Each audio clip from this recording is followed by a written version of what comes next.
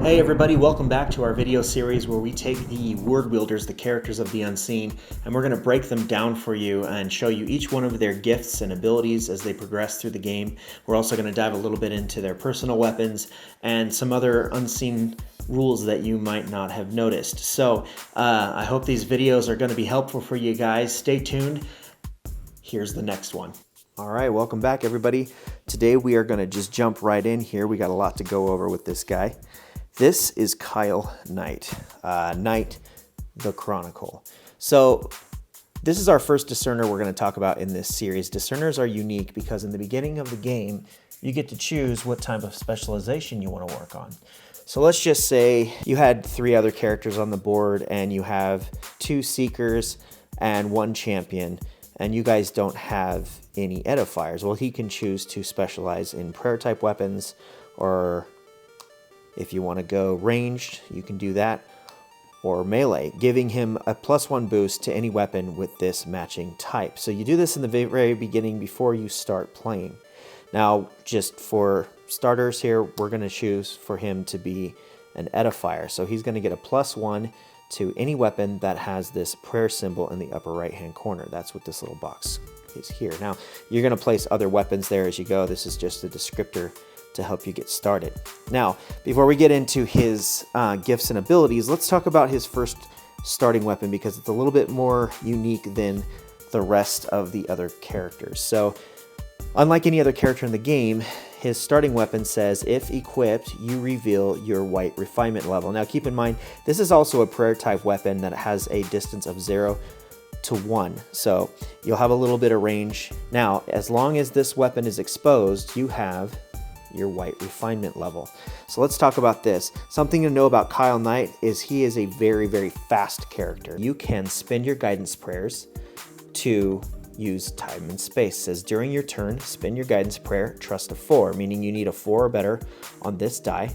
If successful, you cannot be bound and you ignore all strikes. Place a Page of Light token in your current zone. Now, if you don't have the expansion pack, you will be using Page of Light tokens. There's 6 different colors in the game, but if you do have the expansion, you're going to replace that Page of Light with this Time and Space token. Before you spend each action, you may place Kyle in any zone/room at distance 0 to 2 from the zone containing the Page of Light. This does not work if you are webbed. Remove the page at the end of your turn, or if you become webbed. So I'm going to give you an example on the board of what that looks like. Okay guys, as I've mentioned before, as we're doing this video, we're going to be using painted miniatures because they just look better on film. But this is what Kyle's Knight miniature looks like as it comes out of the box. It's very highly detailed and ready to paint. But we're going to use the painted miniature of Kyle Knight. You guys can use these as paint examples if you want to pause the video. But we're going to place him right over here just to give you an example of how he works. So let's just say Kyle Knight is over here. He has all of his actions and 1 guidance prayer. Before he starts his turn, he's going to pray for guidance. So he's going to flip over his guidance prayer token and then he's going to roll his guidance die. He needs a 4 or better. And it is a 9. That means you can take this Time and Space token or Page of Light, depending on if you have the expansion or not. And anytime during your turn, you can move 2 squares from that point without spending an action anywhere on the board. So like if he wanted to move into the pit, 1, 2, he can. If he wanted to come down here, or say it's somebody else's turn and he wants to jump in and help, he can move there before they take their actions. So anytime during the chosen phase, as long as this token is here, he can be placed up to 2 zones away. Now keep in mind, if there's a stronghold door here, obviously you can't go into the building until it's exposed. But if it was exposed, you could go through rooms also. And as I said before, as you gain other discernment cards and you want to equip different weapons, let's just say he wants to put a crossbow here, but he also wants to put another weapon here for whatever reason.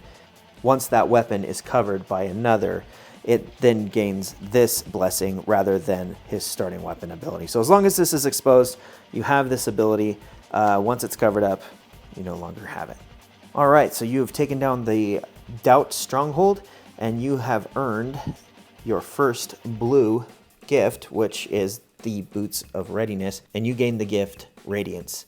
You have a +1 light boost. This gift stacks with itself and all other light boosts. So no matter what weapon you're carrying, no matter what you're doing, whenever you're rolling your light die, a d20 of any kind, you will gain a +1. That's Radiance. Let's move on to the next one. So you've defeated the Prince of Doubt, and now you have gained your yellow Refinement level. Now keep in mind, when you guys play alternate missions, or if you're playing PvP, you may not earn these in a sequence. You may either have the ability to earn the abilities you want as you go, or earn them as you find them. So, but we're just going to go through the campaign and show you how it works in a sequence, as I've mentioned in previous videos. So you've earned your yellow ability, and you gain the gift Strong Discernment. Let's zoom in on that just a little bit. So Strong Discernment. When making a guidance prayer, you may re-roll your guidance die once. If your trust was not enough, the new result takes the place of the previous one.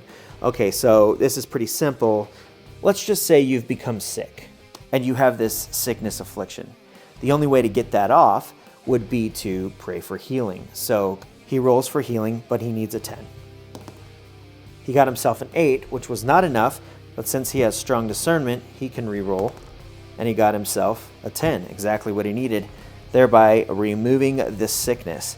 Now, this will work for any other guidance prayer. So whether you're praying to reveal, praying for discernment, even praying for a miracle, you can roll and then roll again if it wasn't enough. So you've defeated the Queen of Guilt, and you're on to your next mission, and you gained the gift Spirit Guide Them. This is the Sword of the Spirit.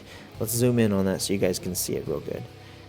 If you have this gift, this is a free action, by the way. If you want to use this, you can use it at any time during the chosen phase. If you have this gift, place a Page of Light token here. You would take a Page of Light token and just hold this on this gift over here. Anytime during a chosen phase, you may offer it to another wielder, distance any, to use as an action or a guidance prayer token at that moment. This may be used even if you are webbed, sick, shackled, or overwhelmed. Reset this token at the beginning of each chosen phase. So let's just say, for an example, your friend over here is playing Sparrow, and they're in a bit of a bind and they want to get out of there, but they're out of actions, they can't do anything else, but there's a clear and free zone over here. Kyle can then give them this page, allowing them to take any action they want. They can either attack, they can move, whatever they like, and let's just say Sparrow wants to move in here so that he is not in danger. Once that's done, you'll set this page up here showing that it's spent. Once the chosen phase is over, you're going to reset it, so you can do this once per chosen phase. And that, my friends, is Spirit Guide Them. Let's move on to the next one. Now, this is where Kyle gets really quick. Timed Precision.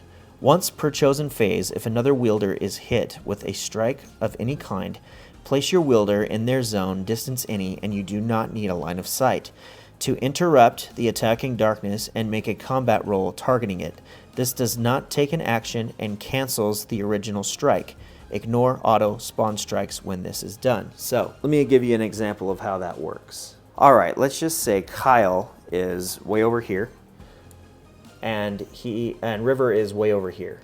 She's in this zone with sickness. She tries to attack. She misses. That enemy's going to strike back. At that moment, as a free action, you can choose to take Kyle all the way to her zone, whether you have line of sight or not, no matter where she's at on the board, and you can instead try to attack that sickness rather than her blocking. So you would make the strike. I got a 7, I missed, so I would have to block. But if I had hit, which I got a 17, I would have taken out that sickness, and then Kyle remains there. Next, we have the purple refinement level. He gains in his time.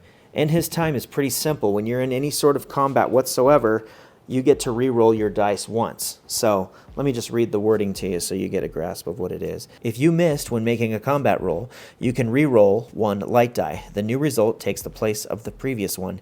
Enemies won't strike back on a spawn strike if the first roll is missed. Kyle chooses a weapon, he chooses a target, he rolls his light die, and he gets a 14. Now, if he would have rolled a 4, he would have missed, he would have got a chance to re-roll that one more time, thereby getting his hit, because all he needed was a 12. Moving on to the Belt of Truth, you gain your black refinement level, and you reveal your gift, Word Wielder.